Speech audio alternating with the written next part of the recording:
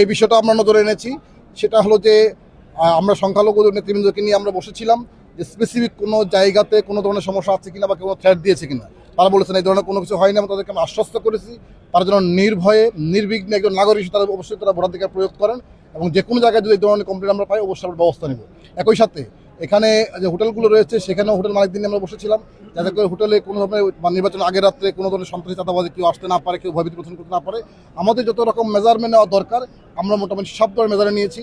এখানে আমরা প্রত্যেকটা উপজেলায় গিয়েছি, নানাবিধ শ্রেণী পেশার মানুষের সাথে আমরা কথা বলেছি যাতে করে একটা উৎসবমুখর পরিবেশে একটা নির্বাচন হয়। আমরাও দিন শেষে একটা স্বস্তি নিঃশ্বাস ফেলতে পারি যে যার থেকে একটা নির্বাচন আমরা ভোট দিতে পেরেছি। এখন পর্যন্ত কোনো স্পেসিফিক অভিযোগ আমরা পাইনি এবং এখন পর্যন্ত আমাদের সার্ভিলেন্স আছে, গোয়েন্দা সংস্থা কাজ করছে, আমরা এতে তৎপর আছি যে কোথাও এই ধরনের কোনো সমস্যা না হয় আমরা সে বিষয়ে তৎপর আছি। এখন পর্যন্ত তেমন কোনো অভিযোগ আমরা পাইনি। আমরা আশা করছি হয়তো এই ধরনের অনিয়ম কোনো প্রার্থী করবেন না। যদি করেন তাহলে অবশ্যই তাদের বিরুদ্ধে আইনগত ব্যবস্থা নেওয়া হবে। ভোটাররা শঙ্কা করতে পারে না, এখানে আমরা সকল পয়েন্ট অফ ভিউ থেকে কিন্তু আমরা সার্ভিলেন্স আছে, আমাদের যা ফোর্স ডিপ্লয়মেন্ট করা দরকার, স্ট্র্যাটেজি নির্ধারণ করা সবগুলো আমাদের করা হয়েছে ইনশাআল্লাহ। আশা করছি এখানে তেমন কিছু হবে না। সিলেট এক আসনে কি পরিমাণ আইন শৃঙ্খলা বাহিনীর সদস্যরা দায়িত্ব পালন করবেন? এখানে এই সংখ্যাটা আমি সঙ্গত কারণেই আমি ডিসক্লোজ করতে চাই না।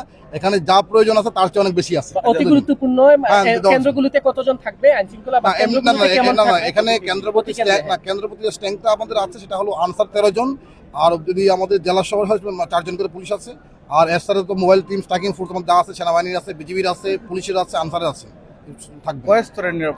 এবং সেখানে আপনার হচ্ছে যে আপনারা জানেন যে প্রত্যেকটা কেন্দ্রই কিন্তু সিসিটিভি ক্যামেরা আওতায় আসছে এবং বডি অন ক্যামেরা আছে।